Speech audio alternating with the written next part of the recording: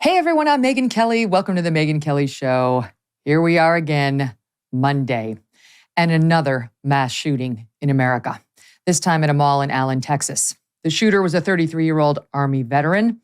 Just learning as we go to air, per local ABC News in Dallas, the shooter was removed from the Army in 2008 for mental health concerns. What a shock. Nonetheless, the guy went on to get a license to work as a security guard, which we believe was his current profession. On Saturday, he killed 8 people, including at least 1 child, and wounded at least 7 others. The motive is still unclear, but police say they are investigating whether the shooter, who was Hispanic, had neo-Nazi sympathies based on a patch he wore that read RWDS. Police say that meant right-wing death squad, something cops identified as a far-right group online. Police also say he had several white supremacist posts on his social media, though, as far as we're aware, none has yet been released. He was killed by a cop who just happened to be at the mall. The mall had been declared a gun-free zone. A gun-free zone. Thank God that cop was there.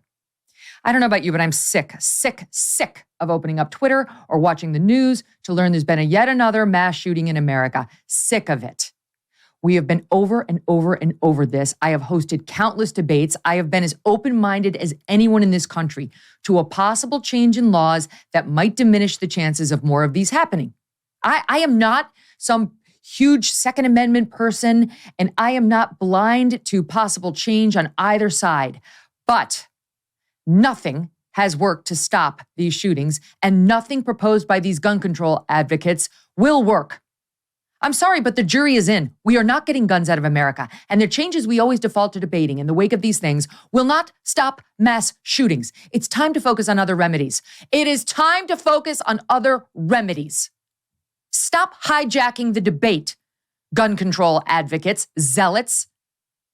It's like getting alligators out of the Everglades, or tarantulas out of Mexico, or sharks out of the ocean. It's not going to happen. There are too many. We're too late to reverse this trend. There are 434 million guns in America. 434 million, according to the Trade Association for the U.S. Firearm Industry. Some 70% of those are semi-automatic guns. That's over 300 million. Those AR-15s, the left is desperate to ban. That's where they go after all these shootings. There are about 20 million of those. We could ban AR-15s tomorrow, and we would still have 300 million semi-automatic guns here. Just about one for every person in America. For what it's worth, such a ban would never be upheld by the U.S. Supreme Court, which allows these bans only if the outlawed gun is considered unusual and uncommon. The 20 million AR-15s will not qualify. Handguns are the most common weapon in America, and they are by far the most common gun used in mass shootings in this country. The deadliest school shooting of all at Virginia Tech was committed entirely with semi-automatic pistols meaning handguns that fire 1 bullet per 1 trigger squeeze. That's what we mean by semi-automatic pistol. 1 bullet per 1 trigger squeeze. AR-15s are essentially the rifle, meaning long gun, version of the semi-automatic pistol. And they have been used in several high-profile, terrible mass shootings. Yes, they have, from Sandy Hook to the Vegas massacre, which was the worst mass shooting of all time in the U.S. The point is, ban the AR-15 tomorrow. Go ahead and do it. And even if the high court were to uphold the ban, there'd still be 300 million pistols, just like the AR-15 in America, the guns already favored in the vast majority of mass shootings. We're not getting rid of these guns. Why are we deluding ourselves? Why? I think it's because people get desperate. They get so upset by the mass shootings, as do I. Trust me. I have 3 young children, and they just look for something to blame. You know, maybe I am guilty of doing it too when it comes to mental health services. Maybe I'm deluding myself that those can actually help stop. But at least there's a shot in that lane. In the gun lane, there's no shot. We've been doing this. We had an assault weapons ban, which was in place from 1994 through 2004. It failed. The DOJ's own study of the ban concluded it did not reduce gun violence. Okay, that's the government study. 2 other studies done more recently in 2020 concluded the same. Gun violence committed with the banned weapons under the assault weapons ban went down, but, quoting from the DOJ study here, the decline was offset by steady or rising use of other guns. Duh. It's a free and vast country. We are going to have people who want to kill, sometimes on a mass scale. Sometimes they use cars.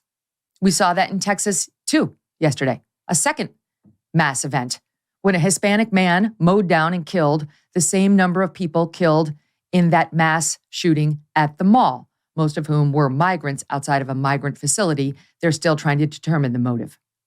Don't forget what happened in Waukesha at the Christmas parade as that guy mowed down those innocent folks marching in the parade. Sometimes they use bombs, as we saw in Boston at the marathon. Murderers find a way. They ignored the multitude of gun laws already on the books. That's why we've seen so many mass shootings, not just in states like Texas, but in blue states like New York and Connecticut and California. I've said it before and I will say it again. What we need more than anything is better mental health services in America. It won't solve it, but it actually would help. Better facilities for the mentally unwell and insane. A new kind of institution that is as secure as a prison, but that could provide humane conditions for those deemed to be a threat. And we could establish a reasonable review panel to protect said person's civil liberties with appropriate reviews. Right now, if you know your kid's a sociopath, and there are parents out there who do, I've interviewed them, and I will be bringing you one such parent soon, and you suspect your child may be the next mass shooter, trust me, these parents are out there. There's nothing to do with your kid. Psychiatrists will tell you they cannot counsel someone out of sociopathy or psychopathy. Law enforcement will tell you they can't lock somebody up who hasn't committed a crime. The standard for psychiatric institutionalization is too high. It's impossible. We need to fortify soft targets like schools and malls. What parent wouldn't feel better knowing there's a good guy with a gun at their child's school, like there happened to be at this mall? The carnage this weekend would have been far worse in Texas if that hero cop had not just happened to be there. These aren't all the solutions, but we need to stop getting mired in and immobilized by the never-ending gun debate. It too often prevents us from taking other necessary action. The left refuses to get off the guns to the point where these self-aggrandizing lawmakers down in Nashville, Tennessee, remember them, threw a childish fit. They had a tantrum on the floor of the State House when the legislature wanted to pass a law fortifying soft targets instead of focus exclusively on gun control. Well, thank goodness the lawmakers went ahead with their business anyway over the ridiculous protests of the guy with a megaphone trying to lead his supporters. It's time to shame the gun control zealots for stopping any other reasonable debates around these shootings. I will offer my thoughts and prayers. I will. Stop trying to shame me for doing that. We need God in those moments more than any other. And just because you're not part of the gun control cult doesn't make it inappropriate. It is not inappropriate to share your thoughts and your prayers for the victims just because you don't see gun control measures as a solution, because they haven't been in any state. And I will continue starting discussions about other remedies in the wake of these shootings. That's where I'm going to go each time. Discussions about other remedies, such that we at least stand a chance of reducing these mass events.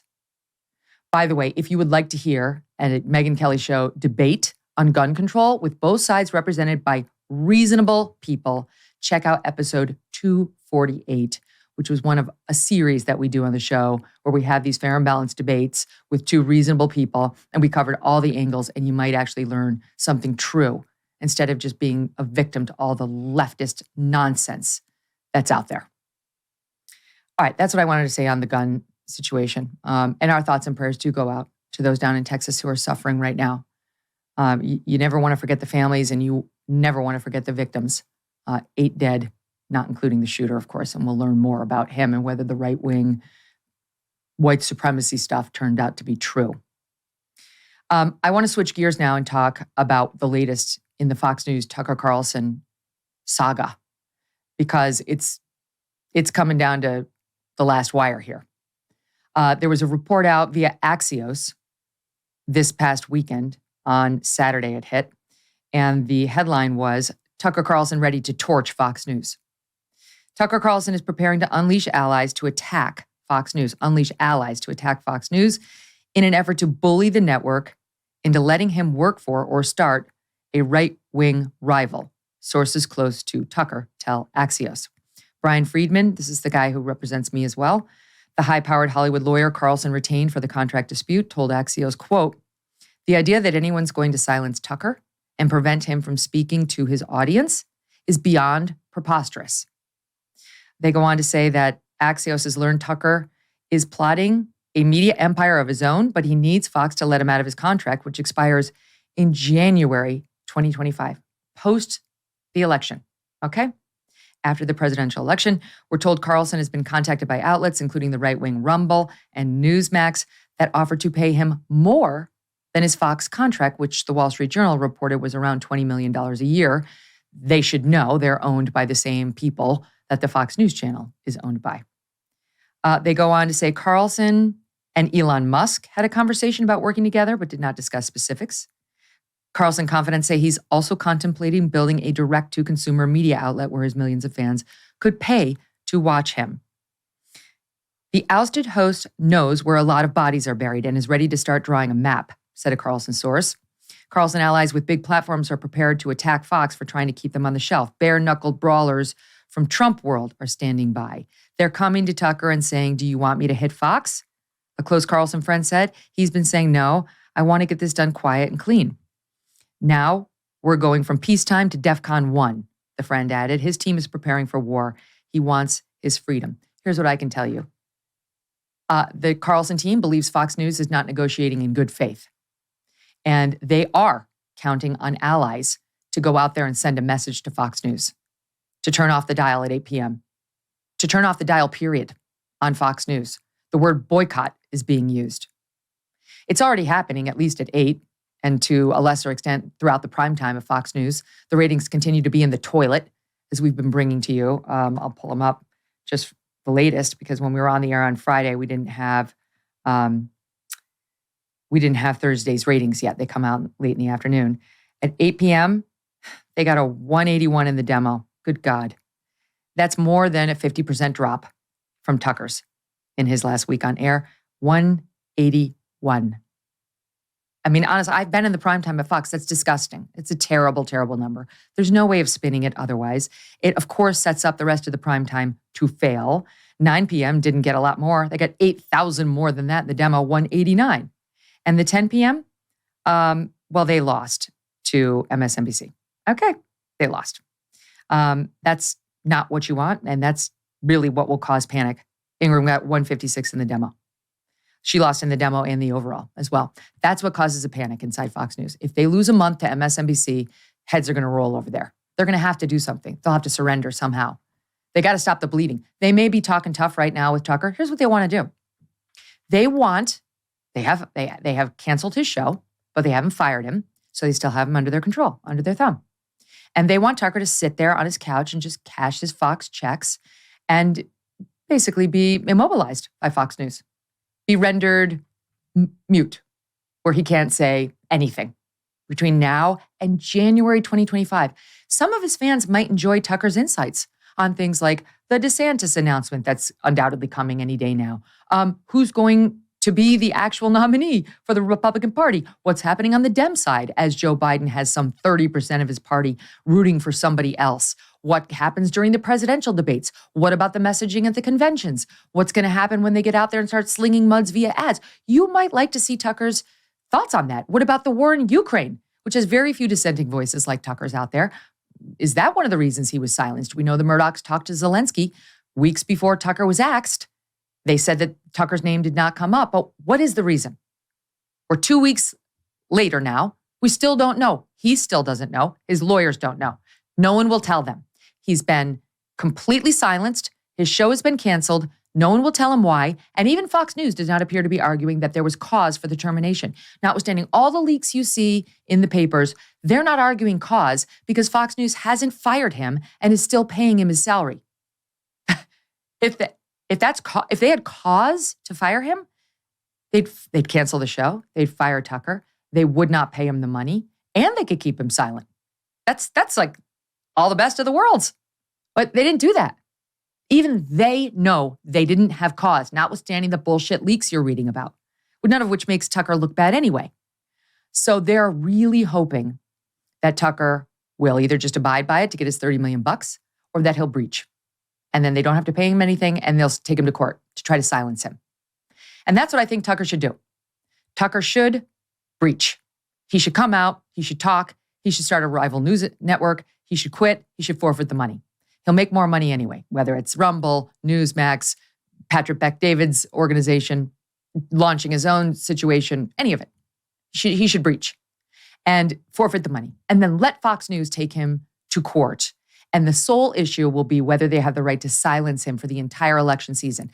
The guy who served them loyally for a decade. The guy who kept them number one in the 8 p.m. time slot after losing Bill O'Reilly through the Trump era, despite enormous attacks on him by the New York Times and everyone on the left. That guy. Whether the thanks for that should be, F you, you're getting no money, you're fired, not for cause, and you must be silent. That's an F you to his fans. That's what that is. That's an F you to his fans. And what Tucker seems to be asking for, you read the Axios report, is for his fans to help him out right now and increase the pressure on Fox News so that they just let him out. Well, you fired him. Let him go. Such a threat? You that scared? Are you that terrified you can't replace your numbers at 8? Why? Did fine after Bill left, thanks to Tucker. You don't have somebody else you believe in? You can put points on the board? You're that scared? This is what's going on. So unless Tucker's fans do a hard pass on the 8 and the entire primetime and perhaps the channel, they're not going to bend the knee. Fox News will continue to torture the guy and make him sit on the sidelines. Yes, I understand it's not torture to pay him $30 million, but he doesn't want the money. As you may know, Tucker's independently wealthy anyway. He wants to get out there and do the news. He was doing the news. He did nothing wrong. There's no cause for termination. He just wants to keep using his voice for you, the audience Fox News fostered a relationship with for him, right? So the whole thing is grossly unfair. Now, in the context of all this, we get a piece from Rolling Stone. And the headline there is, inside the death match that helped doom Tucker Carlson at Fox. Now, their theory is that back in 2020, Tucker tried to get my old pal, Irina Briganti, the head of the Fox PR department, fired. And that this was, quote, a clear suicide mission, citing one source of Fox News, that Irina proved too powerful. They say he attempted to get her fired, that he attempted to force her out. He made his case to Fox News CEO Suzanne Scott, Fox Chief Legal Officer Viet Din, Murdoch family heir Lachlan Murdoch, and even personalities such as Sean Hannity. In pleading his case, Carlson argued Briganti spent too much time badgering on-air talent, yes, and the channel's personnel, that she was generally incompetent and mean-spirited. Okay, that's understating it. And that she regularly engaged in dirty tricks against him and other hosts and contributors when her job was ostensibly to protect them. Yes, that's all true. I lived that firsthand.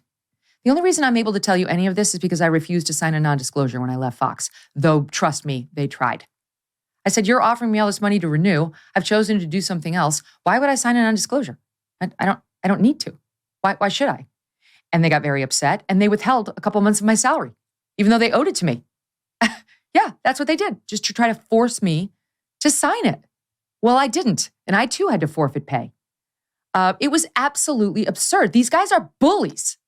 They're bullies. And all the talent at Fox News that's listening right now, who are, I guarantee you, more on my side than they are on Fox's side. They're 100% with me on Irina Briganti. Trust me. You could be next. I left on the best of terms. These guys were down on one knee with a bouquet of roses begging me to stay. I left with a handshake and a wish of goodwill.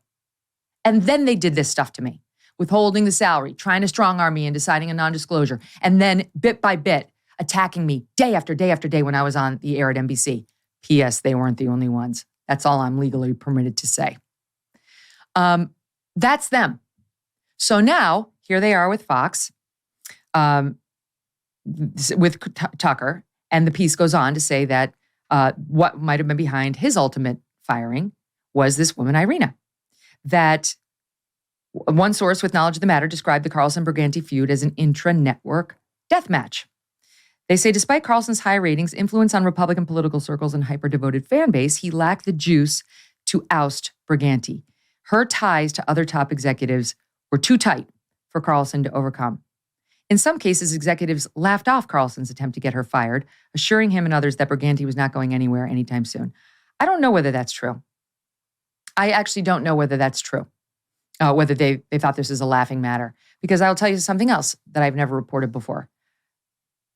When I was deciding whether to stay or leave Fox News, the Murdochs offered to fire Irina Briganti to keep me. That happened at the apartment of Rupert Murdoch. I was there with my husband, Doug. And they understood that she had been so attacking me and the other women of Fox News who did not back Roger Ailes in the sexual harassment scandal that we might have reached a point where she had to go.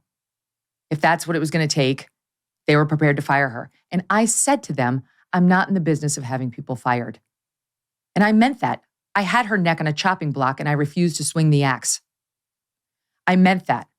You know what? It was a mistake because she went on to continue her reign of terror at Fox News.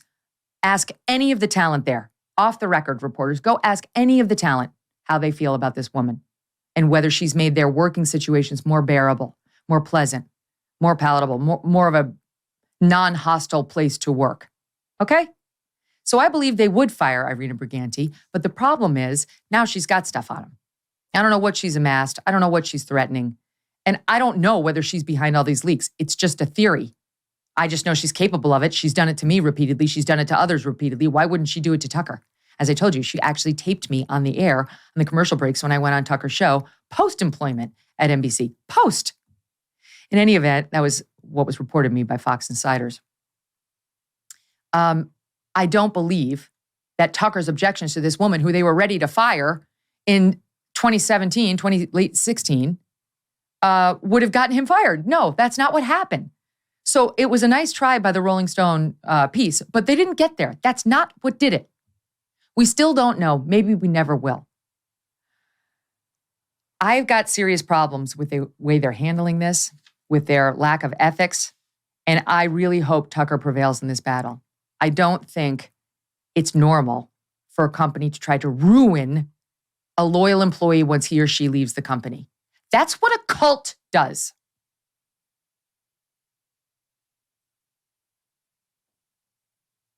That's what a cult does. It elevates the supreme leader, tries to get the entire cult talking about how special he is, trying not to contradict him, tries to create an aura around that man, tries to make everyone understand we're all in this together. Don't step outside. It's us versus them. If you step outside, as I said last week, it's omerta. It's the mob rule. You're dead to us. You're dead. No one's supposed to have contact with you. You're otherized. That's not normal. That's not a normal, healthy, non-hostile work environment, all right? And if a company decides to try to ruin its talent, even in our disgusting, toxic media industry, tries to ruin a talent just for wanting to leave, or in Tucker's case, just for wanting to go against the grain, to have differing opinions that may not be approved by the owners of the company, that's fine. You can actually fire a guy over that. That's fine. You can fire him. It's not for cause. You have to pay him out.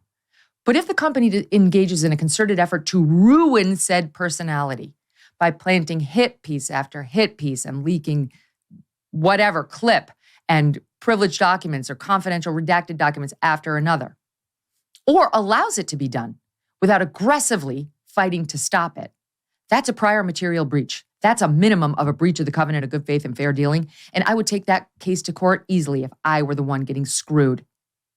So I believe Fox has breached this deal and Tucker should be released from all obligations. And I'm sure he would enjoy the fight. I'm sure Brian Friedman would enjoy the fight and it'd be fun to watch from the outside.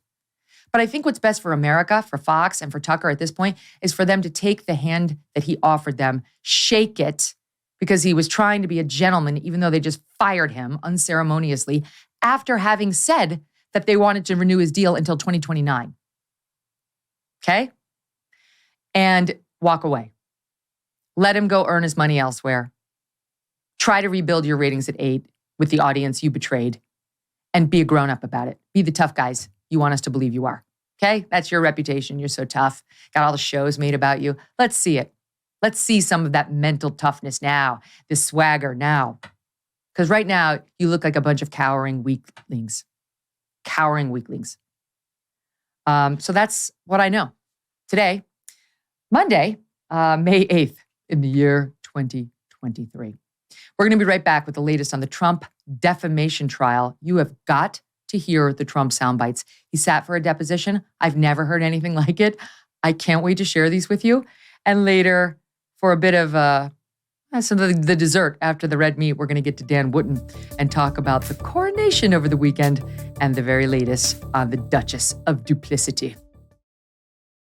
Hey, subscribe to the show on YouTube and follow me on Facebook, Instagram, and Twitter. Now that it's spring, it's time to get outside and enjoy your backyard. But does your backyard need a makeover? Start with the perfect centerpiece, a Michael Phelps swim spa by Master Spas. A Michael Phelps swim spa can transform your backyard into an oasis. The swim spa is an alternative to a pool with the therapy of a hot tub. Michael Phelps swim spas have a water current, so you can swim, do aquatic exercises, and have fun with the kids. And because it's heated, you can choose your perfect water temperature and use it all year long in any climate. Michael Phelps swim spas by Master Spas come in a variety of sizes to complement almost any yard, even if it's a small one. And this is not a long, intimidating project. In fact, delivery and installation can take less than a day once your space is ready. Michael Phelps swim spas are 100% made in the USA by Master Spas, the world's largest swim spa manufacturer. You will love your Michael Phelps swim spa by Master Spas. Go to masterspas.com, put in the promo code MK to save $1,000 on a Michael Phelps swim spa or $500 on a Master Spas hot tub. That's masterspas.com, promo code MK. Several new developments in the death of Jordan Neely. He's the homeless man put into a chokehold by a New York subway rider after Neely threatened passengers, including, we now know, that subway rider. Local media reporting the Manhattan DA's office could convene a grand jury to consider criminal charges this week. This, as in another case, former President Donald Trump in another courthouse in Manhattan declining to testify in the civil trial underway regarding allegations that he raped writer E. Jean Carroll back in the 1990s. This is a defamation case that she's brought because he denied it and insulted her in the process. So while the statute of limitations on rape has expired, she can still get him for defamation. The underlying rape is at issue. Closing arguments happening right now. Joining us now to discuss it all, Robert Gouveia, a criminal defense attorney and host of Watching the Watchers. Robert is following these stories closely on his platforms. Robert, welcome back to the show. Hey, Megyn, thank you for having me. Yeah, great to see you. So let's start with the grand jury now is considering whether the man who had the homeless Neely in a chokehold ought to be charged. And here's my question. I mean, as far as I know, this information doesn't have to go to a grand jury. The Manhattan DA can just say, we're not charging this, Alvin Bragg. Can he not? They can definitely decide not to charge it. I think that that's probably unlikely, given that it's Alvin Bragg's office and it's the Manhattan DA's office. And we know they're very political and very partisan. We've seen some of their other prosecutions coming out. And we know that when there is political pressure to bear upon them, they tend to file charges and move things forward. And so in this case, what may look like to us something that doesn't need to be prosecuted, I would imagine that there's a lot of political pressure coming down to bear upon Alvin Bragg and the Manhattan DA's office. And if you have AOC and you have an election season and you have a lot of people screaming that something must be done, I mean, they're protesting and everything now in the subways. And so I think it's a little doubtful that they will just decide to turn the other eye on this and not move forward with it. So what's the likelihood that this guy, his name is Daniel Penny, former Marine, will actually get charged? Because I mean, it could be involuntary manslaughter, could go all the way up to murder, potentially. That's what people like AOC are accusing him of. They like to go to that word immediately. Everything turns into this racist attack type of narrative. And I didn't see that from when we watched the video. There was, there's still a lot to come out here about the facts, but apparently this individual, Mr. Neely, was on the subway and he was getting aggressive, throwing trash at other people, maybe even physically threatening other people. And so Mr. Penny decided to jump in there and defend himself, defend other people, according to his attorney's statement. And if you have a situation like that, I think that he can make the case for self-defense. He can make the case that this is not murder, that he was justified in defending other people, defending himself, if the facts go there. But what we see, I think, is that even if you have a situation, like that, where there are self-defense elements, they will still charge you for crimes. We saw Kyle Rittenhouse. We've seen other situations throughout the country where prosecutors will take a case, and if you're a favored defendant, not charge you. But if you're a disfavored defendant, they will charge you. They'll make you part of the narrative. They'll prosecute you for political purposes, not necessarily because I think that they're interested in justice for Jordan Neely, but because it furthers a political narrative. And out of Manhattan, this is sort of ground zero for a lot of the political narratives. They have the Donald Trump prosecution that they're moving forward. They were, letting up on that, and then they put the pressure back down upon the prosecution when it felt like they were getting political feedback for that. So I think here, if they decided not to prosecute him, that the political blowback would be too high. And in terms of murder and intentionality, there's other charges. It doesn't have to be murder. It could be negligent homicide. It could be involuntary manslaughter. And so there's a lot of potential liability for Mr. Penny that is concerning. Criminal liability. That's a very different concerning story. It is concerning. His statement, Neely's statement, which was released late Friday, said that, I'm getting the relevant part. Mr. Neely had a documented history of violent and erratic behavior. That's true. We went over it last Friday. The apparent result of ongoing and untreated mental illness. When Mr. Neely began aggressively threatening Daniel Penny and the other passengers, Daniel, with the help of others, acted to protect themselves until help arrived. Daniel never intended to harm Mr. Neely and could not have foreseen his untimely death. Aggressively threatening both Daniel Penny and the other passengers. That's new information. Aggressively threatening, and we'll see. It won't just be Daniel Penny's word. They'll have the other passengers on board that subway car to say what happened, and those people, they have no stake in this. Like they're going to say what actually happened, and we'll find out. They've released the full video. There's a longer video now of the exchange, and this is the end of it. Again, a warning: this could be disturbing to some, but it's the end of the process when Neely had been in that chokehold for a long time. You can see the former Marine standing up. There were two other people who had been helping him. They're rolling him. They're trying to roll him over, we're told, for his own well-being. They clearly don't realize that he's dead. That's what we were told, that he had died by the time the EMTs got there. But they're trying to tend to him. And the other thing we've learned is that there were not passengers on board this subway car saying, stop, he's non-responsive, stop. Like, this is not a George Floyd situation. This was three people, including one man of color, trying to subdue a man who'd been, quote, aggressively threatening, says Daniel Penny. Right. And there were on the videos multiple people who were also helping, assisting in the subduing of Mr. Neely. And I think that we still don't know a lot about the ultimate cause of death. I mean, they say the cause of death was strangulation and caused by the chokehold.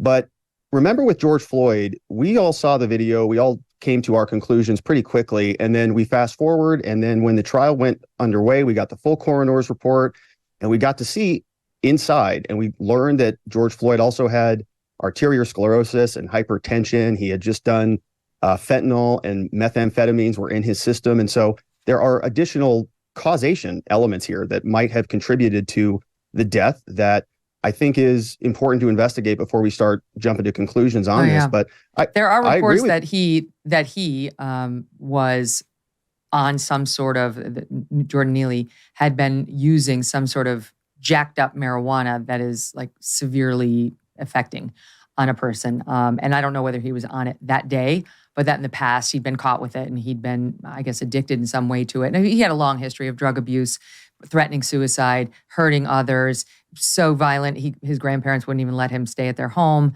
He threatened the grandfather. He hurt a 67-year-old. He hurt another older man. He tried to kidnap a 7-year-old. And we could go down the list. And this guy's a career criminal. I'm sorry. He's no longer the Michael Jackson dancer. It's absurd, the headlines that are out there trying to lead us to believe this just is some sweet, MJ imitator. That may have been a chapter in his life. That chapter had closed. He had moved on to far more nefarious things.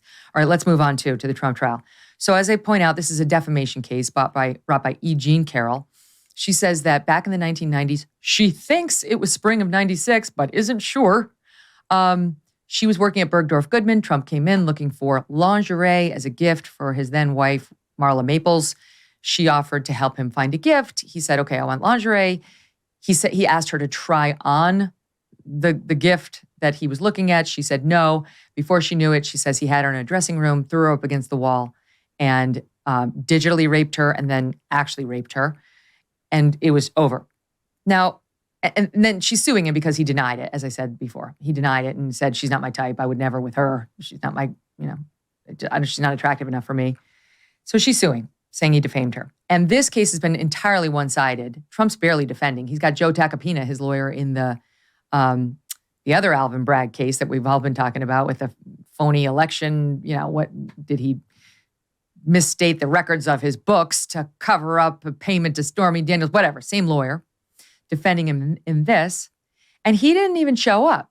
He didn't even bother to show up, Trump didn't. But the cross-examination that E. Jean Carroll's lawyer did of Trump before they got to this trial is amazing. It's amazing. I showed it to my makeup artist. I showed it to Doug, sent it to my friend. I can't believe what I saw on this tape. Cannot believe. And now I'm going to show it to my audience. It hasn't gotten a lot of pickup.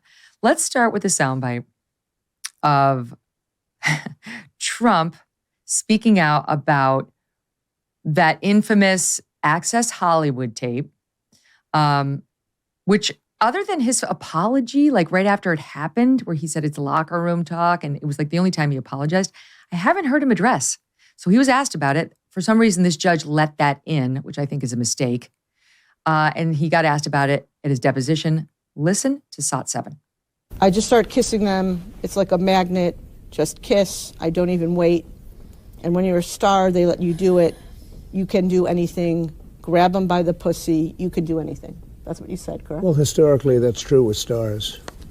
It's true with stars that they can grab women by the pussy? Well, that's what it's. If you look over the last million years, I guess that's been largely true. Not always, but largely true. Unfortunately or fortunately. And you consider yourself to be a star? I think you can say that, yeah. And now you said before, a couple of minutes ago, that this was just locker room talk. It's locker room talk. And so does that mean that you didn't really mean it? No, it's locker room talk. I don't know. It's just the way people talk. So what we learned, I'm sorry, but it's the way it's been for a million years, unfortunately. Or fortunately. And it depends on how you look at it. It could be very fortunate that the stars get to grab the women by the pussy wherever they I'm sorry, but jaw dropper.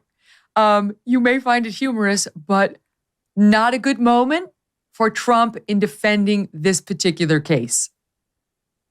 No, not a good answer. Very Trump answer. And I know a lot of Trump fans may, like that answer, but I don't think it's going to sit well for the jury. And the jury is a New York jury, so it's going to be probably an anti-Trump jury just by nature. And so I think anything that reminds them of that tape, anything that would re-agitate any of their feelings is not going to be good for the Trump defense in this case. And I don't think that answer really helped him, which is why Roberta Kaplan, the lawyer for E. Jean Carroll, was playing the deposition, the entire thing, for the jury so that they could hear all of it, just to sort of make it that much more memorable for them.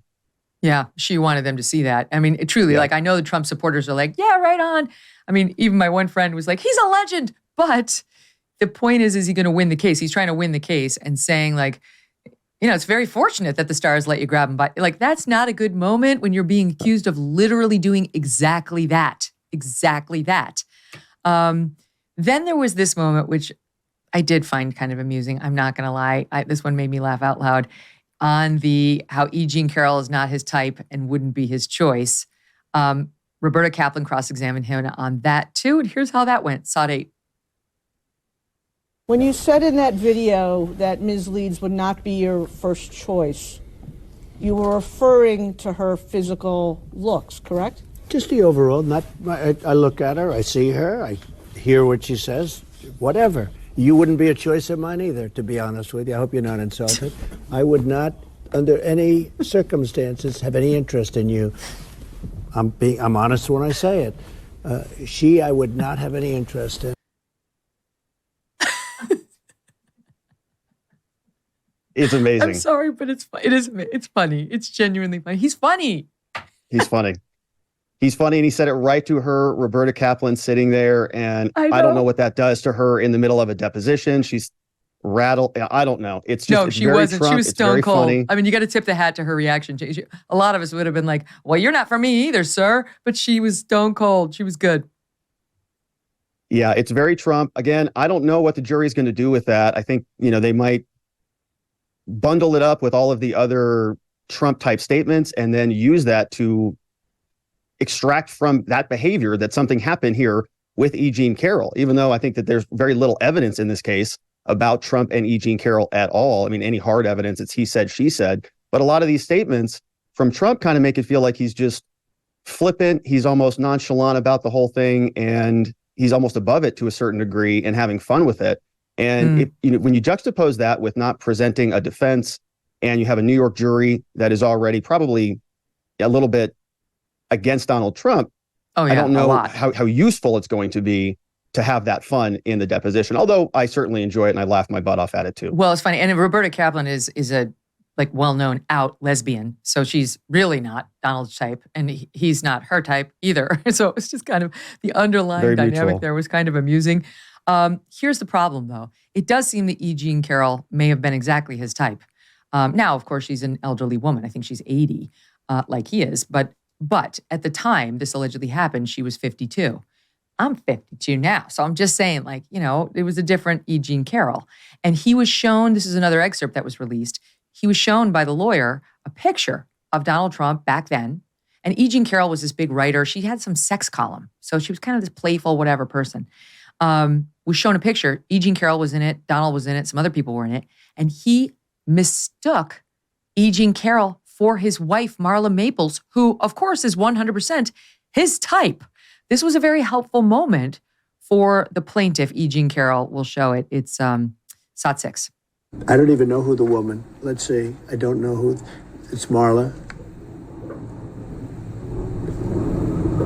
You say Marla's in this photo? That's Marla. Yeah, that's my wife. Which woman are you pointing to? No. Here. Carol. Oh, The person you just pointed to was E. Jean Carroll. And there's the picture. You can see that's her, Trump's, that's the back of Trump's head on the left. Then right next to him in the photo is E. Jean Carroll. And then two other people. So it's Ivana and another, I think, a newscaster there. That was E. Jean Carroll's husband at the time. But that's E. Jean Carroll he's talking to in the picture. And he mistook her for Marla Maples. So she was his type. She clearly was his type. Yeah, it doesn't support that statement very well. It's an old picture and it's black and white and it's hard to sort of see, but I still think he looked in there and he zoomed in and he said, yeah, that's her. He was asked a couple times. So I think when the jury takes that and they juxtapose it all together, I'm not sure that that's going to be helpful, which is why I think they played the whole deposition just to really kind of twist the needle, twist the knife and make it hurt for Trump. Okay, so that's all the bad stuff for Donald. Having said all that, there's a ton of bad stuff for E. Jean Carroll. My God. First of all, can we just talk about the unfairness of going after somebody, essentially for rape, defamation, but really she's just saying he raped her. How many years? 30 years ago? 30 plus years ago. How on earth is he supposed to defend this? This is like the Kavanaugh case. How is he supposed to say? He doesn't even know if he was into you. She can't even say if it was 1996 or 1995. Was it spring? She thinks it might have been spring based on the description of what she was wearing as told to her by somebody else. She was asked specifically, did you say no? Her answer was no. So what was he supposed to be? Like Karnak? He was supposed to just glean?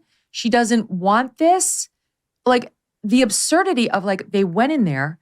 They were playful. She admitted she was flirting with him. She says they went into the dressing room, that she didn't say no. She admits she didn't scream. She didn't go report it to the cops. This is not a great case, to put it charitably. It's a strange case. And she kept watching The Apprentice. She kept sort of posting stuff on Facebook about sleeping with Donald Trump, a $17,000 "Would you sleep with Trump?" weird kind of jokey post on Facebook. And there's a lot of strange things that happen after the fact as well. And that's presuming that you believe that this whole thing even happened. As you mentioned, it's 1995 to 1996. At trial, it came out. She says she thinks it was a Thursday. So Trump has really no opportunity to defend against this in any way. He can't say, I wasn't there on that day. I was across, the seas or in a different part of the world or anything. He can't latch on to anything to defend himself. And if you zoom out on this, there's no hard evidence other than E. Jean Carroll's word. It's his word versus her word. We have no surveillance tapes back then, and there's evidence that they were recording. They had surveillance cameras.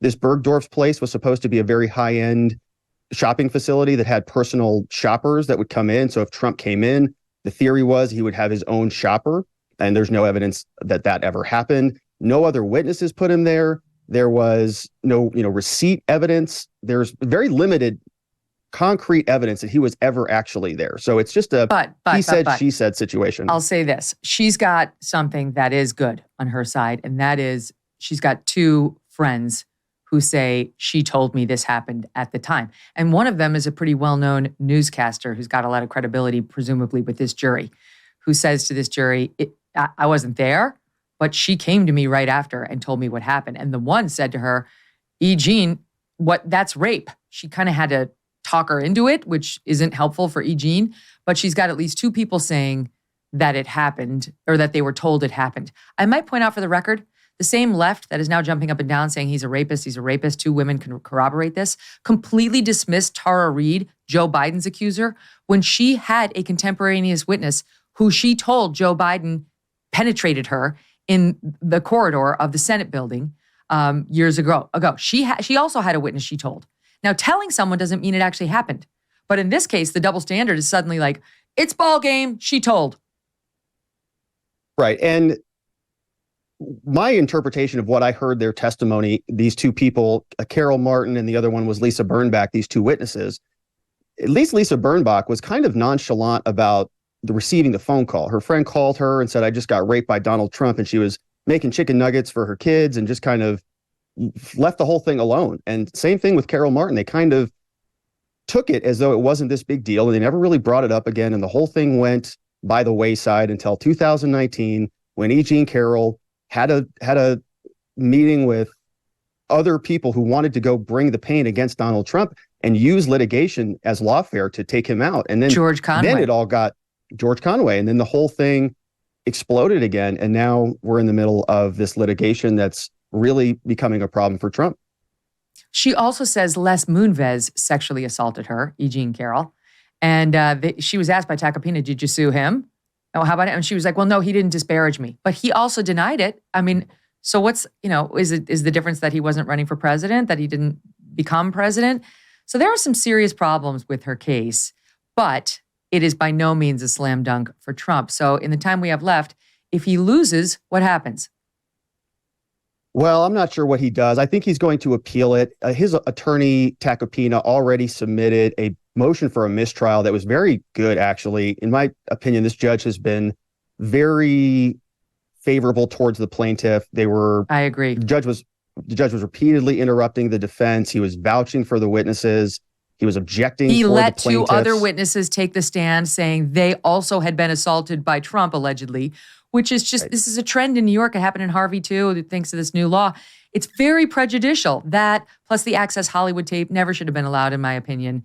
He's got grounds for appeal. Right. And I think he will. And I hope that somebody stops or some higher level court takes a look at some of these lawfare type litigations and does something about it, because it's going to be a problem, I think, from both sides. So unfair. I mean, how is any man supposed to defend something that happened 30 years ago, allegedly? Thank you so much, Robert. Great to see you. Thanks, Megyn. Appreciate you. Sure, you could go to Brazil or Colombia and get some work done on your face, but why on earth would you do that? It's the final week of the Genucel Mother's Day sale, and that's a much better option. Look years younger right before your very eyes. Here's a real review from Genucel.com. Claire writes, I absolutely love Genucel. My skin feels so good, tighter, younger, with a more even tone, and I only used it for a week. My advice for everyone, take a before picture. Yes, I agree.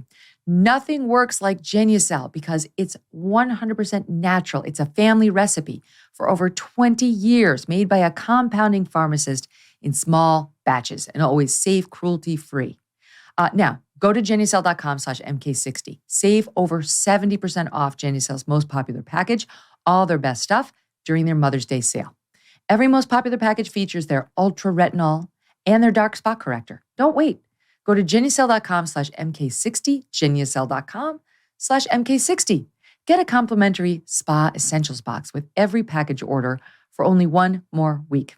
Plus, free upgrade to priority shipping.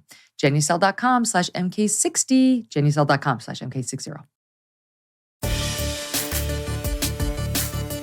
Welcome back to the Megyn Kelly Show.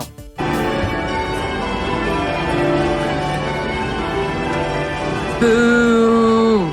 Boo! Boo! Boo! I am sure I was not the only one booing Prince Harry. See, they played the bells to cover up the boos. That's my theory. He spent just over 24 hours on the ground in England for his father's 70th birthday party. No, it was his coronation. That's the kind of thing you just fly in for and pop right back out. This is Dad's coronation as the King of England. He fled in a car after the ceremony, even before the Abbey bells stopped ringing. Joining me now for the full rundown is Dan Wootton. He's host of Dan Wootton Tonight on England's GB News and a columnist for the UK's Daily Mail. So that was me, Dan. Boo, boo, boo. I promised you I would do it, and I did it, and I know I wasn't the only one. What did you make of Harry back there in the third row, like some third-rate royal? It was unbelievable, wasn't it? I think the best moment of the day was Princess Anne, who had this very large red plume on top of her ceremonial hat, which blocked Prince Harry's face and his view for most of the ceremony. You might remember at the Queen's funeral, the late Queen's funeral, it was a candlestick that obscured the face of Meghan Markle. Was that really a coincidence, Meghan? Really, given how carefully the royal family plan everything? I don't think so. But no, I think Harry actually was incredibly arrogant. He strutted into Westminster Abbey, cracking jokes. Lip readers have actually dismantled his conversation with Jack Brooksbank once he sat down. And even in the Abbey, Meghan, he was moaning about his treatment by either the royal family or the British press. He was out of there within minutes, headed straight to Heathrow Airport, leaving King Charles to give a toast to his absent grandson, Prince Archie, on his birthday, saying he didn't know where in the world he was. So Harry goes over to the coronation, doesn't speak to his father, doesn't speak to his stepmother, doesn't speak to his brother, doesn't even bother to speak to Kate Middleton. They used to be so close. And you just think, wow, Meghan got her way, didn't she? She managed to divide two families. The shots caught by some of the cameras of Harry staring at William across the church, who's, of course, in the front row, just speak a million words, right? Without speaking any. It just shows you the true picture of his envy, his jealousy. You even wrote a column talking about how Harry's got the same receding hairline now. If you look at him walk in that church, that he so uncharitably mocked his brother for. And you can tell, like, that comment, the reason I raise it is, who would say such a thing other than someone who is envious, who's got something more than just a temporary beef with the guy? There's a hatred now on his part. Absolutely. And so much of that bitterness, Meghan, has come from the fact that William and Charles are now thick as thieves. That was not always the case. The eldest brother, now the heir to the British throne, had lots of issues with his dad, King Charles, in the same way that Harry did. You know, Charles himself admits that in the days and the years and the months after the death of Princess Diana, he wasn't perfect. But look, what father can cope with that sort of situation? It's incredibly difficult. What I find so fascinating is that it has actually been the real split with Harry and the royal family and the way that Harry has actually tried to destroy the British monarchy, that has brought Charles and William so close together. And you saw that on display at various points during the coronation weekend. There was an incredibly poignant moment in front of the world in Westminster Abbey. But then last night, William goes up in front of the tens of thousands gathered for this extraordinary coronation concert, the first ever coronation concert at Windsor Castle, where it was very bizarre, Meghan, the likes of Lionel Richie and Katy Perry joining British acts to sing in front of all of the royals. Very bizarre night, but I have to say, I loved it. And William goes up on stage and invokes the late Queen, Elizabeth II, and says, she would be so proud of you, Dad. So this is the royal family coming together in union and saying, you know what, we know Harry and Meghan, you're going to keep throwing these grenades, you're going to try and destroy us, we know that, but we are now united.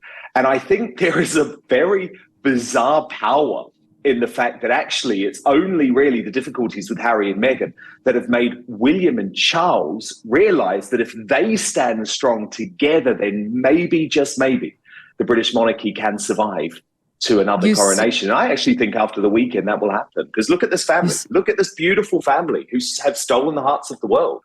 And that's the future and they're of the royal like family their right there. children, William and Kate's children. There you see Princess Charlotte and the great little Prince Louis, who always steals the show. I love Prince Louis, anything involving Prince Louis, who I predict right now will never grow up to be like, boo-hoo, I'm the spare, poor me. Fingers crossed. And then the other pictures, of course, of Prince George, who's the next heir after Prince William, just nailing everything. The photo ops were beautiful. They all looked like they were having a great time. They did look united. The couple looked in love. I mean, I have to say, Princess Kate looked amazing. She looked so incredibly royal, of course, given the garments that she was wearing.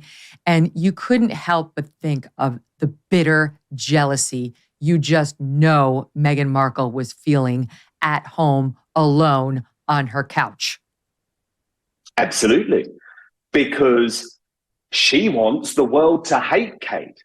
I have to say, though, I actually felt, Meghan, when it started to rain, when it poured with rain, and it really did, it bucketed down during the coronation. I thought they were the tears of Meghan Markle and Montecito watching the wall-to-wall coverage on American TV and thinking, actually, we lost. Because the Sussexes have lost. They thought this coronation was going to be a disaster. They thought it was going to flop, Meghan. Actually, more people tuned in to this coronation in the UK than tuned in to watch the wedding of Harry and Meghan. Now, look, we know King Charles is not perfect. I've been highly critical of the guy, okay, over the years. He's a globalist. He's wedded to this nut zero agenda, as I call it, some connections to the World Economic Forum. He tends to wade into politics, but he has to succeed because if you're a royalist like I am, you have to believe that it's not just about the man, it's not just about the individual, it's about the importance of the institution. And Harry and Meghan thought that they were going to be able to destroy that in the 7 months since the late Queen's death, and they failed. They point blank failed because this ceremony was a massive success. It's had huge international attention, but I can tell you here on the ground in the UK, it's managed to bring a divided country together over the past few days. The latest stats were the streets were lined with 2 million people, 7,000 British troops, 100 million people watched on TV around the world. That's huge, 100 million people. And that puts the lie to this whole She just didn't want to go, Dan, because you see what happens, according to Omid Scobie, their stenographer, is the cameras always find Meghan, and she really just thought, I'll sit this one out. That's an obvious lie. She's never seen a camera she doesn't want to put her face in front of, and certainly 100 million viewers would have lured that woman to any place on this earth. So what's the real reason she wasn't there? Look, Meghan, you know what it is. She was going to be booed. And the problem is, she wasn't just necessarily going to be booed outside of Westminster Abbey. She may have been booed inside. And that was a prospect that she simply could not countenance. I don't know if you saw, but there was a really fascinating shot when Harry actually walked inside Westminster Abbey. And he was looking around very nervously. He was on his own. And he only got grimaces and looks of disgust from most of the congregation. There were a couple of smiles, but on the whole, the people inside that abbey are absolutely disgusted by the behavior of Harry and Meghan over the past 7 months and the past 3 years, to be completely honest with you. So Meghan could not risk the prospect of being booed out by the British public, but also inside Westminster Abbey, because you're right, of course she wanted to be there. It's her currency, it's history, and she wasn't part of it.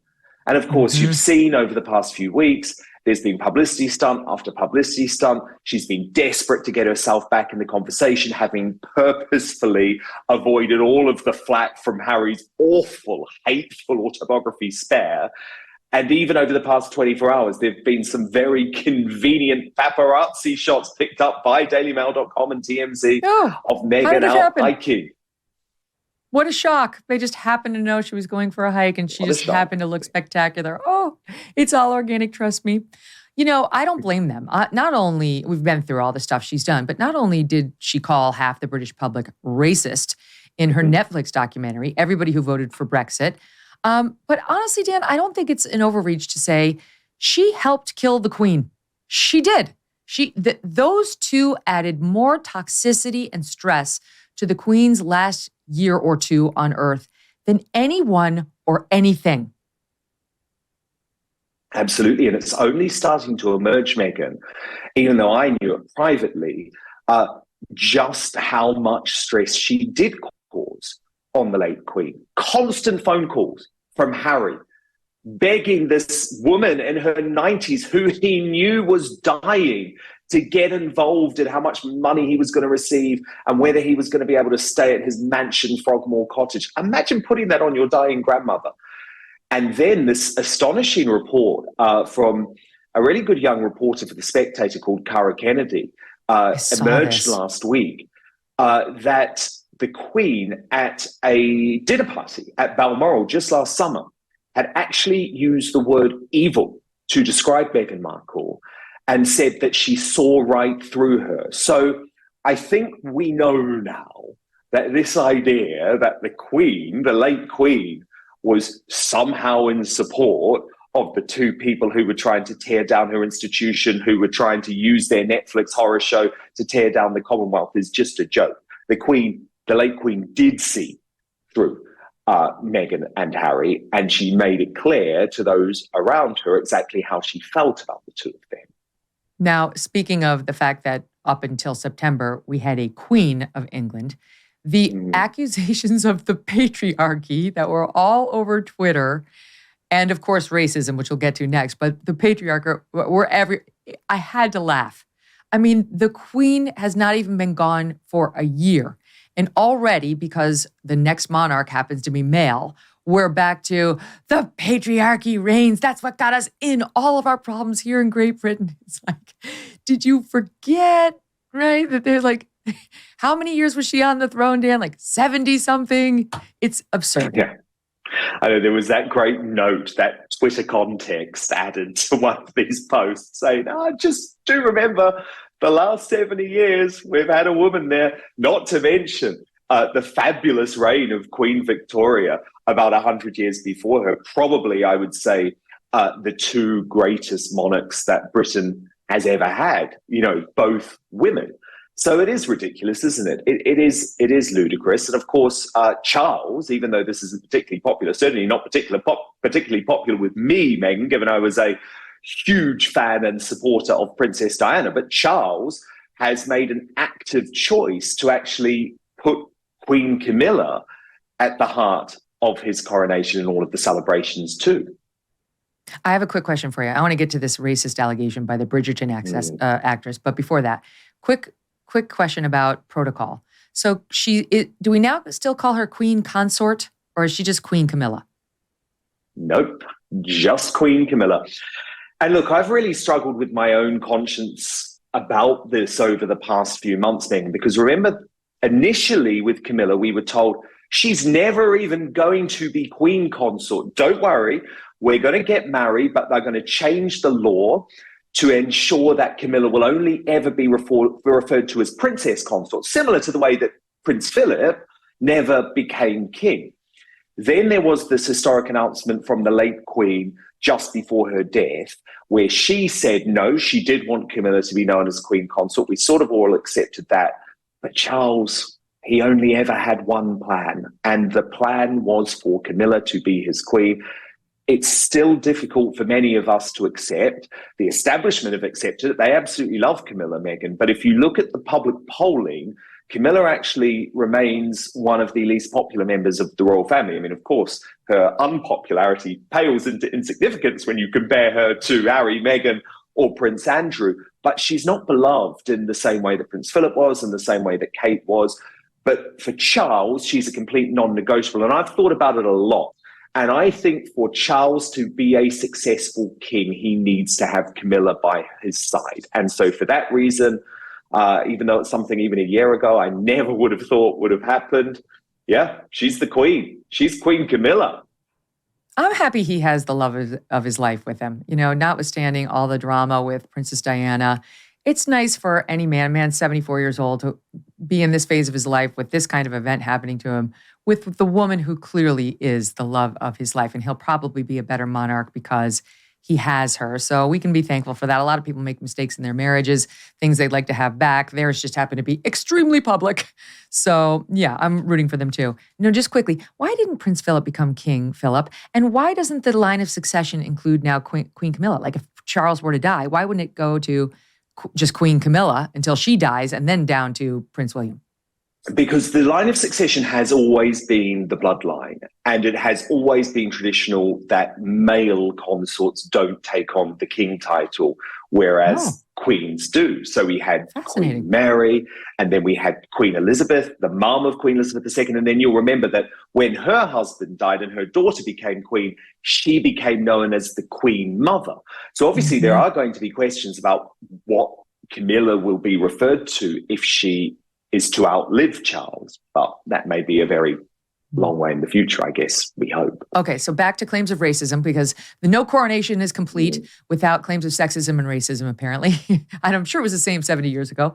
The star of Bridgerton decides, in commenting on all of this on ITV, to bring up the race of the royal family, with which she is clearly displeased. Here she was. We've gone from the rich diversity of the Abbey to a terribly white balcony. I'm very struck by that. I'm also looking at those younger generations and thinking, what are the nuances that they will inhabit as they grow? This is outrageous, Dan. Like, what are they? They're white. What are they supposed to do to please her? Yeah, I mean, outrageous is one word for it. Adjoin Ando, I would say she's not just a race beta, Meghan. I would say she's racist. Because just imagine if the situation were reversed and someone made that sort of comment about a royal family in Africa or Asia. It is racist. And actually, there was a lot of this in the press in Britain, especially the broadcast media. The British bashing corporation, BBC, had this woman on the next day after she had made that comment. And by the way, I do also have to say, woke ITV and their presenters, Tom Bradby and Julie Etchingham, did not question her at all. They did not call her out for making that racist comment. Then she goes on the BBC the next day, the big BBC radio station. There's an interviewer called Paddy O'Connell, and she starts a bit of a mea culpa. And this presenter interrupts her and says, no, don't be silly. You haven't upset anyone.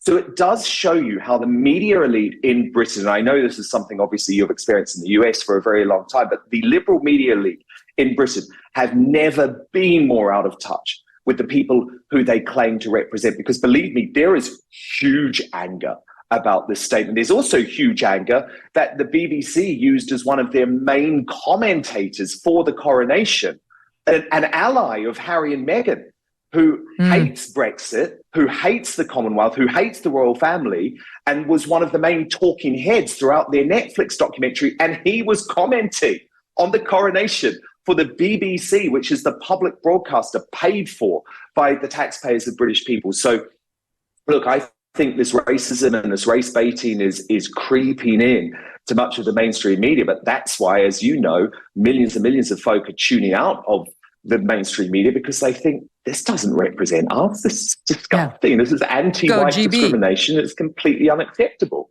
It's absurd. Like, what is her... So the family is white. They're white. So are they racist unless somebody marries a person of color? Is that the obligation now? Black families must marry at least one white person into the family, and white families must marry at least one black person into the family. Otherwise, they're bad. And by the way, this British family did that and welcomed Meghan Markle, who, let's face it, I mean, she is part black, but she looks white.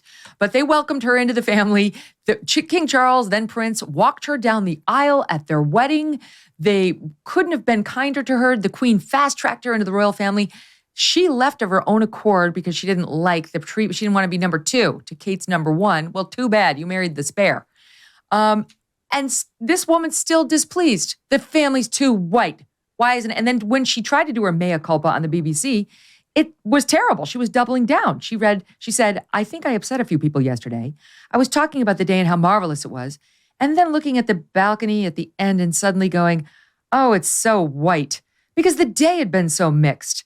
And I didn't mean to upset anybody. Well, how's that an apology? That's exactly what you said the day before, just saying, didn't mean to upset you. But I stand by everything I said. Indeed. And it's maybe not a popular thing to say, Megyn, but we've got to sometimes look at demographics. And the UK is a majority white country. I mean, Scotland, for example, one of the nations in the UK, is 96% white. Now, it's lower in England, but it's still around 85% of the population here are white. And our royal family is white. Now, if that is going to be equated with bad in the media and those sorts of racist comments are acceptable, then I think we're heading down a very dangerous path. But of course, what the broadcast media have wanted to do in the UK is really pump up the Republican message and make out as if Republicans, and of course this is slightly confusing to an American audience because we're not talking about the big R, we're not talking about the party, but talking about people who want to overthrow the monarchy and have an elected head of state. And there's been a lot of pushing for that in the British broadcast media. But Megyn, it's still a minority cause here in the UK. People, on the whole, like the royal family, and even people who are a little bit questioning about it, they also realize, well, what's the alternative? Why on earth would we want some ghastly politician put in charge of our political system? Actually, there's lots of French people, for example, who say, we wish we'd never got rid of our monarchy because, look, we have some sort of megalomaniac like Macron in charge destroying the country. Right. Speaking of the French, Harry chose to wear Dior when the word had clearly gone out to wear a British designer, but he couldn't be bothered to even do that to honor his country of birth and his family. It's just absolutely shameful. Dan Wootton, it's always a pleasure. Go GB News and go Dan Wootton. Love the program, and I will see you tomorrow night there. We will speak there. Thank you so much, Megyn. All the best. And up next, we will be back with Maureen Callahan, also from the Daily Mail. I love Maureen's column. She has a great, great pen. And we will talk a little bit about John Legend, who is a little upset about my comments regarding his wife. I got some thoughts. Stand by. Look, you did the tough thing during COVID. You paid your people and pulled your business through the pandemic. And now doing the tough thing could qualify you for up to $26,000 per employee at covidtaxrelief.org. Government funds are available to reward companies with 2 or more employees who stayed open during COVID. This is not a loan, and you don't have to pay it back. The program's complicated, but no one knows more about it than the CPAs and tax pros at covidtaxrelief.org. You pay nothing up front. They do all the work and share a percentage of the cash they get you. Businesses of all types, including nonprofits and churches, can qualify, including those who took PPP loans, even if you had increases in sales. You did the tough thing for your employees during COVID. Let covidtaxrelief.org help get you up to $26,000 per employee. Visit covidtaxrelief.org. covidtaxrelief.org. covidtaxrelief.org. John Legend, the singer, had some choice words for yours truly after I mocked his elitist, out-of-touch wife for having her minions carry her train to the White House Correspondents' dinner while she was showing off her underwear. An absurd thing on many levels because this wasn't the coronation or a soft porn movie. It was Nerd Prom with White House reporters and D-list entertainers. Sorry, John Legend. It's true. D-list. It's the event most of us are too embarrassed to be seen at these days, never mind one to which you wear a dress with a train and its own staff. Anyway, John Legend got asked about my thoughts by TMZ. Here is part of his response. Megyn, she likes attention. Yeah? She needs it after she got fired from Fox. She has to do what she can do to get attention. Is that all it is? She pissed all the conservatives off when she asked Trump a tough question, so now she's trying to figure out a way to win him back. Yeah? Mm-hmm. You think she'll get him back with going after Chrissy Teigen? That's her attempt. Yeah? You think she's desperate. She got to swing a little harder than this? No. She can just shut up. Do you feel like it's normal behavior to have someone help you carry a dress? No. Did she feel bad about it? No. Why should she? I love TMC. Couple of quick corrections for Legend, who says I mocked his wife because I was, quote, fired from Fox News and need to rebuild my conservative audience. First of all, we are number 2 in news podcasts in the United States and number 5 podcast in all shows. Just past 1 million subscribers on YouTube, where we are adding tens of thousands of new fans a week. So we're good on the audience, John. Second of all, as for my decision not to renew at Fox, it appears John has been getting his news from Keith Olbermann. A simple Google search would have him find reports about the 9-figure deal I rejected at Fox News in order to spend more time with my family. John suggested I only mocked his wife because I'm desperate for attention. Sweet John. It must be so hard to live with that on your arm and in your bed every day and night and see anything else as you survey the women of this world. When one's wife shows her panties to the president, it's probably really embarrassing. I get it, can warp your view of women on this earth. When she takes photos of her abortion and treats it as a PR op. Something that should be the most private and intimate moments in a couple's life, it's probably extremely uncomfortable. Oh, wait, John Legend was there too, wasn't he? He was actually there. He thought that moment would make a great photo op too. A chance to promote their brand. How dare you lecture anyone on needing attention, sir? John defended Chrissy and her cast of serfs carrying her train by saying she is a kind and loving person. Keep telling yourself that, John. The truth is, Chrissy Teigen has a long and very dark history. Most notably, there's her bizarre and repeated bullying of young teenagers who sweet little Chrissy encouraged over and over again to kill themselves. There's a long, long record of this bully going after young people, wanting them to take their own lives. Candace Owens has been brilliant in documenting all of this. No need to reinvent the wheel here. Chrissy Teigen is a sick, relentless, cruel, self-aggrandizing, needy, attention-starved bully. She deserves every bit of criticism she gets, and trust me, there's plenty more of it in our arsenal if Mr. Legend would like to continue the argument. Joining me now with more, Maureen Callahan from the Daily Mail. Poor Chrissy, she's a kind and loving person, Maureen. And those of us who go after her are just mean bullies. Yes, I have to say my favorite thing about this defense that was so brilliantly captured by TMZ was John Legend's inability to even make eye contact with the lowly serf who was asking him these questions. So true. And then when asked point blank, is it normal to have 3 people help you carry your dress? He says, no. And it's so fascinating, especially to see celebrities who identify as progressive and liberal to not read the room. We are in such an eat the rich moment in the culture. And to sort of roll up to an event like that, you know, where you're in a room with power brokers and the elite, to show up with three sort of, you know, unwashed proles carrying your train. I mean, really, she couldn't exert herself to just sort of gather it up in her hand and walk in. Right. Like the It's rest of ridiculous. us do. Every woman has had a dress that's a little long in the back, and you hike it. We all grab it and you hike it a little. Only somebody who is just ridiculously self-important would do what she did. You or I would be humiliated, even if we were at the Oscars or the coronation, to have the minions, that's how she sees them, actually carrying our dress, Maureen. It's laughable. It's just so, you know, to your point earlier too about her record of online bullying and bullying people she thinks are clearly easy targets, low-hanging fruit.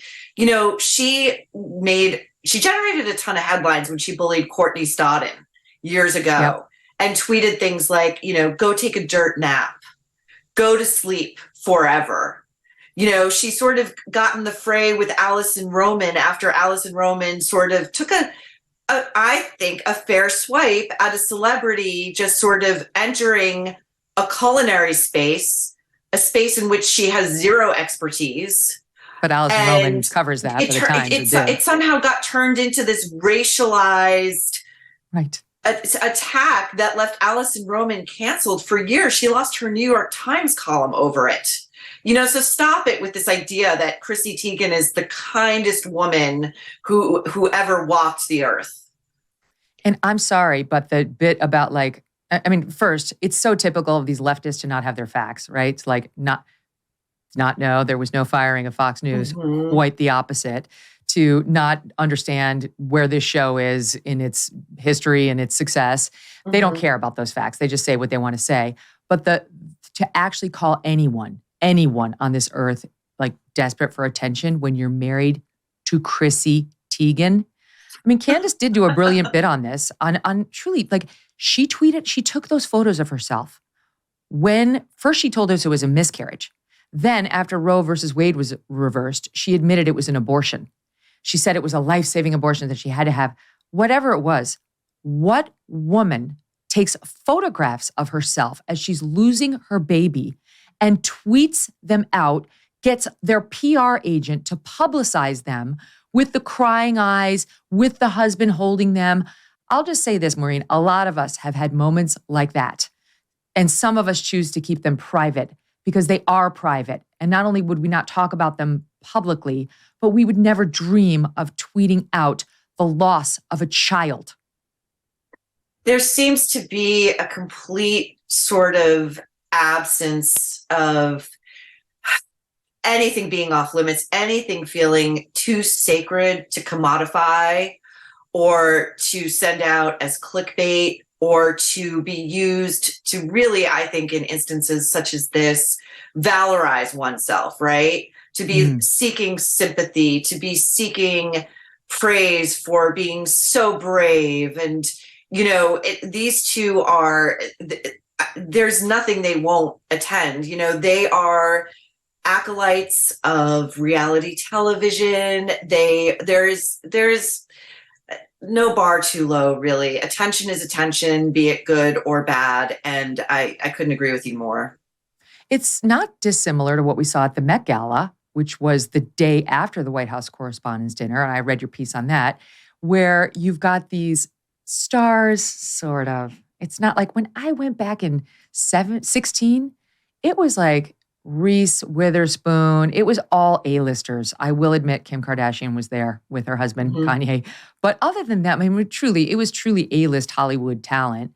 Now it's like all these wannabe influencers, of course, the entire Kardashian clan still going and celebrating, of all people, Karl Lagerfeld. Like now you've got some people even in that world calling for Anna Wintour to be canceled, calling for the Met Gala to be canceled because they're so tone deaf about what people are actually going through in their lives and what the hell it is they're celebrating. Right. I mean, celebrating somebody who actively fat shamed and called certain women ugly, said feminists were ugly, and that's what I mean about there's a certain strata of power brokers, celebrities who just truly refuse to read the room. And it seems at times that Anna Wintour is transmitting from an alternate planet. To look at what was going on at that red carpet and the caliber of guests. I mean, that was once the gala of galas. You could not buy a ticket unless Anna approved you. And I thought it was so interesting this year. So there were 3 Kardashians, I believe, others left off the guest list. It was Paris Hilton's first time getting in. And that was because she was a guest of Marc Jacobs, who is a longtime pet of Anna's. But it feels grasping. It feels desperate. It feels very let them eat cake. And I honestly think that Vogue lost all of its authority the moment she caved and put Kim and Kanye on the cover. That was it. And of course, was so quick to celebrate Jill Biden and Michelle Obama, but managed to ignore the only first lady that we've ever had who's an actual supermodel. It's like, okay.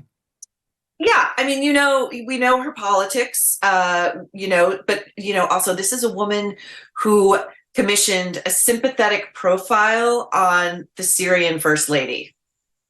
So and clueless. This, gets swept under the rug by much of the mainstream media because Anna's. I think she will go to her grave, before she relinquishes her title and her position at Condé Nast. But Vogue is so irrelevant as it is. Totally. I mean, when was the last time you looked to Vogue for anything?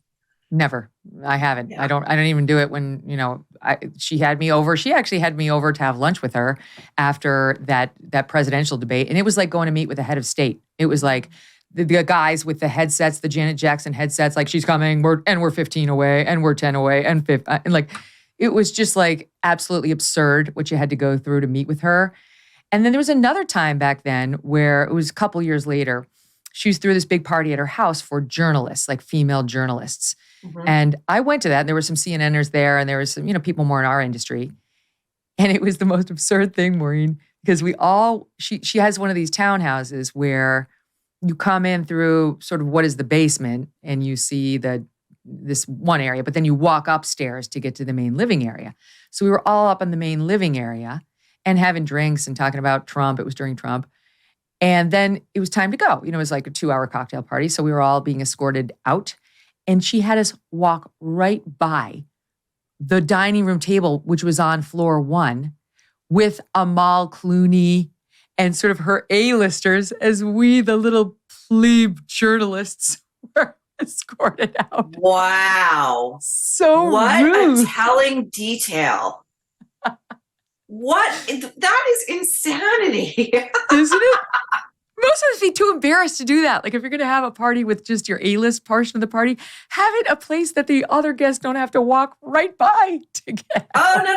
She has to rub your faces in it. She has to remind you she is queen of all she surveys, and that extends to New York media elite, and she's going to make you feel a little bit less than. So any sort of excitement you may have had about getting a private invitation to Anna Wintour's townhouse, right? It's just, you're completely, deflated on your way out. It's so on brand. I love it. Yeah, but she, of course, wants us to think she's pro-women. That was all like these women journalists and so on. And yet, weirdly, I haven't seen the big profile in Vogue calling out Leah Thomas for stealing our medals or calling out University of San Francisco, whatever college it was, for attacking Riley Gaines. And that leads me to today's insane trans news. There's so much to pick from, but I've got to get to this story. The headline from the Daily Mail, where you write, is trans woman is cleared of flashing her penis. All right, first of all, that is not a phrase. That is fake news. Her penis at 3 women using Ohio YWMCA after judge ruled she's too fat for her penis to be visible. Maureen, Well, maybe she can't see her penis, but clearly the other women in the locker room, the biological women in the locker room, could see it, and they don't like it, and they want this person out. And it's, of course, look at the judge. The judge is a man telling women what we can and cannot abide. You know, this story is infuriating because it reminded me immediately of another story that broke last week. And these stories are breaking all the time. It's almost impossible to keep up. A teenage girl testified in California, a student at MLK High School. She testified before a school board over a male student who identified as female who had attacked other female students in their bathroom. And she got up and she said, "None of you ask us if we're okay with this. None of you ask us if we feel safe. Why is it okay for us to feel unsafe?" And that this is the question that hangs over all of it, right? Not just women's protected spaces, but why is it okay for trans athletes to elbow their way into female sports, elite competitions? You know, in some cases, athletes who've only begun in their middle age to begin training, let alone competing, wiping the floor with women 15, 20 years their junior who have been training their entire lives. Austin the cyclist who won last week, by the way, you know, Austin Phillips, who identifies as female, won a UCI race, came in first, won a $35,000 purse, which for the first time in that history's race had been elevated to equal the purse of the male who won in the men's competition. So this is, talk about irony. Yeah, so men won both competitions. The biological men won both competitions for the first time, and they're celebrating that. Austin Phillips is not sorry, not even a little, that he took one of our medals and prize money, and it's outrageous. If I can, I got to go back to the very, very obese YMCA person. Darren Glines is his name. Now Darren goes by Rachel, and this was a criminal trial. He was facing criminal counts of indecent exposure at this YMCA in Ohio. They said that, and the only reason he was cleared is because he was allowed to be there by policy and maybe Ohio law too, allowing men to be in women's locker rooms as long as they say they identify as female. This guy had several complaints made against him dating back to 2021, with at least 3 people complaining they saw a naked male in the women's locker room. One said there were 3 juveniles present, with a woman going to the front desk to report the issue. And then the worker up front reassured her that, oh no, it's actually a woman and you shouldn't be disturbed. Well, you take a look at this Darren Glines, that is no woman. I don't know what that is. That is a disturbed man who's gotten so addicted to food, he can no longer see his own penis and thinks we can't either. Hello? I'd be complaining too. And now that he's been found not guilty because he's too fat to see his penis, he's going to be able to go right back in there. Right back in there, Maureen. You know, you have to ask yourself, right? So any decent person who is being told that you are making an entire cohort who is already societally vulnerable, uncomfortable, you are making them feel unsafe. Any decent person might say, let's work out a third option here, right? Is there a private place I could go change? And we're not even having the adult discussion, right? About who is genuinely identifying as female, how we sort of work around these very real world complications that have practical applications to the safety of women. And those who might be, as you said, disturbed and sort of, this is sort of a paraphilia, right? Perhaps they're getting off on this exact kind of thing. It's just, you have to wonder where the voices are. And, we see it in sport. There are very, very few. You have the Martina Navratilovas and the Riley Gaineses who stand up. But in the culture at large, among our elected officials, people even in the media, very, very, very few are willing to vocalize their upset about this. And you have to wonder what it's going to take. I mean, I don't know, Megyn, what do you think it's going to take? I think we're getting there. I think the Riley Gaines getting assaulted thing was an inflection point. Leah Thomas was an inflection point.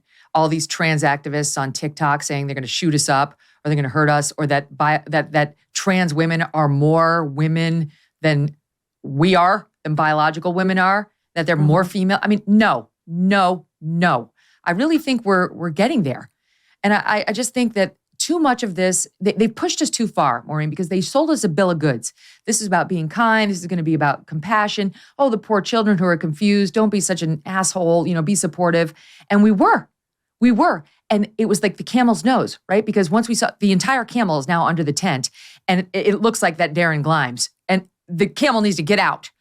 You see Darren Glimes coming at you in the women's lady room. There's not a person alive who wouldn't say, get him out of here. He doesn't belong here. It's a man.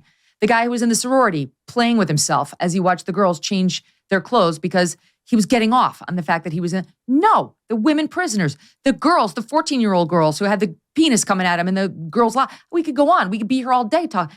No, right? So I think we're there. This is a massive moment for us. The number of women, maybe you have the same, who stop me at the soccer game, on the street, at the party, wherever, to say, thank God, thank you so much for saying exactly what I feel. And they've been afraid. They felt like you and I have, but they've been afraid, but they're less afraid right now. Yeah, I hear it from readers. I get emails and things, and it's sort of the depth of the gratitude almost feels disproportionate. But that, to your point, that's how afraid women have been to speak up and defend themselves. And, I agree with you completely. We've been gaslit into believing that if we are to say anything and to raise our hands and say, no, this makes us uncomfortable, or we're not safe, that we are then transphobic, we are bigots, we are TERFs, etc. Whenever I write about this, I almost always try to hit this point because I think we can't hit it hard enough. We are not seeing the opposite happen with biological men. They are not being asked to cede their spaces. We don't see a barnstorming of trans men demanding an erasure of nomenclature. Right. We don't call erectile dysfunction something gender non-specific. It's women, once again, we really need to recognize exactly what's happening. I think it's our next great fight. This and reproductive rights, it sort of goes hand in hand. And I really think it goes beyond just sports. It goes beyond just sports and children, which are absolutely children's number one. But those are some of the top two issues. It's okay to say, I don't want them in my bathroom. I don't want them in my locker room. I don't want them in any of my women's spaces, my sororities, my prisons. I don't want them. They don't belong. And the people we are arguing with over this are men. We should have the ultimate say. Our views are superior because there are spaces. We are women. They're men. How have we ceded this debate to men? And by the way, most men, actual men, who are not suffering from some sort of delusion, are on our side. There was a poll out just this weekend showing vast majorities of the American public don't want to see males in female sports, don't want to see us mess with children, don't want any of this discussed in schools and so on. They're with us. I know. But, the bulk of the media, focuses on things like, they'll focus on Florida. There was a headline this morning about drag queen story hour, and we're talking about, when you say children number one, I couldn't agree more. Let's not sexualize children before the time comes. Let children be children. And, if I had a teenager in a locker room who had to deal with a biological male in there stripping down and swinging his member around, this was one of the things that Riley brought up regarding Leah Thomas. This is an anatomical male stripping down, attracted to females, swinging his member around, knowing that the bulk of those athletes are extremely uncomfortable, and not only doesn't care, but is probably getting off on it. But we are villainized. We are the bad guys. It's a cultural delusion that I hope that you're right. I do feel we're at a tipping point. I don't know that we're there yet. I think we need to see more women with the bravery of, say, a J.K. Rowling stand up and say, this is not right. But especially on the left, that's where it really needs to come from. Anna Riley Gaines, you know, I mean, she was the only swimmer in that whole mess to actually speak out about it on the record. I think she was the only one. If not, there wasn't more than one or two to just say it out how it is. I mean, as Kelly J. Keane said to me on the show a couple Fridays ago, it's not for women to make men feel more comfortable in our spaces. I don't care. I'm actually not sorry that you're getting kicked out of my bathroom, et cetera. I'm not sorry. Sorry, not sorry. Those days need to end. Maureen Callahan, you're the best. Love, love, love everything you write at the Daily Mail. Thanks for coming on. Thanks, Megyn.